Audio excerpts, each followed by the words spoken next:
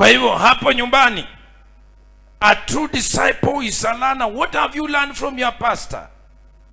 You have been with your pastor for the last 10 years, 3 years, 4 years, some of you 2 months. What have you learned from them? Walitembea na Kristo wakabadilisha.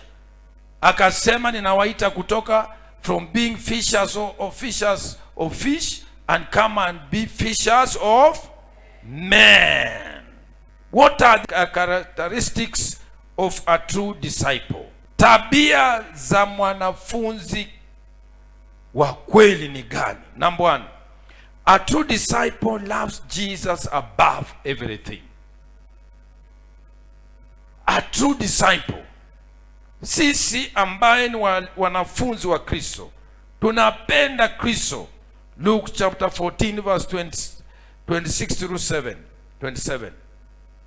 Jesus taught that our love and loyalty to him must be greater than anything. Upendo wetu. Kwa hivyo ukitaka kuwa mwanafunzi wa kweli ambaye ni wa Kristo, lazima upende Kristo kuliko mambo yote. Jesus should be your first decision in any decision you make. Ya kwamba wakati unapofanya maamuzi, weka Yesu kwanza. Unataka kwenda safiri, omba kwanza. Unataka kuanza biashara, pray first. Unataka kuolewa, pray first. Unataka kufanya anything in your life, a true disciple puts Jesus first. Amen. Number 2, a true disciple denies himself. Ni mtu wa kujikana, ni mtu ambaye anapigania watu wengine, anapigania ufalme. They fought for the kingdom. They preach the word of God. Choose to forgive instead of revenge. Sometimes you need just to forgive people. They have offended you and the offense is too big, it's too high.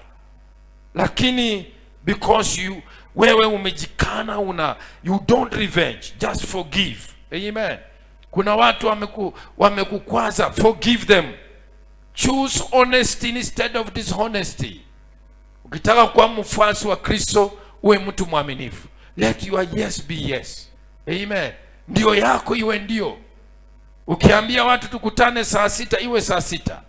Na kama utaenda, wewe waambie sikuji. Usiseme wanajua sitaenda. Amen. A true disciple, number 3, carries the cross.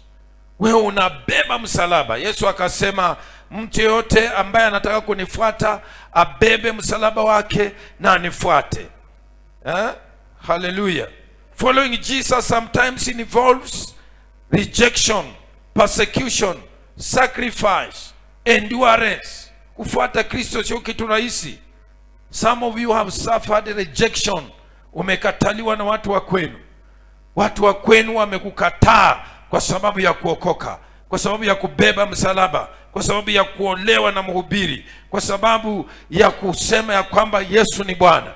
Kwa hivyo sometimes wakati ambapo umeokoka, unataka kuwa mfuasi, nataka ujue kwamba sometimes kumfuata Kristo involves rejection, persecution, sacrifice. Kuna watu, the people will persecute you for nothing. They will persecution in Christianity is very high. Saa zingine haujafanyia watu makosa, lakini wanataka tu kukutendea maovu. Number 4, a true disciple remains in God's word. Tunaishi kwa neno la Mungu. Wewe hauendi kulingana na vile dunia ilivyo. Wewe mwanafunzi wa kweli ni mtu ambaye ni mtu wa kuongea the word. You speak the word. Amen. nenea hali hiyo neno la Bwana. Ambia hali hiyo ya kwamba with God all things are possible. Wewe na mtu ambaye ulitoka kwa mizimu ya kwenu, ulitoka kwa maroho ya kushindwa, ulitoka kwa maroho ya kurudi nyumbani kwenu. No, ambia Kristo, speak the word. Amen. Speak the word. When you are sick, ukiwa mgonjwa, unasema ya kwamba kwa mapigo ya Kristo mimi nimeponywa katika jina la Yesu. Hallelujah.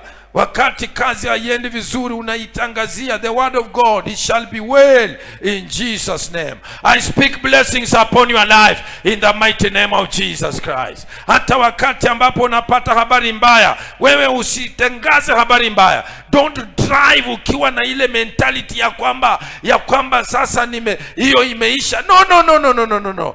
Tangaza neno la Bwana. Sema nitafika vizuri, nitapata pali ambapo pako sawa. You speak the word of God.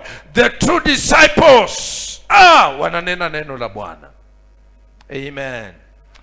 Amen. Na kunenea mema katika jina la Yesu. Ninaona ukiendelea katika jina la Yesu. Naona ukibarikiwa katika jina la Yesu.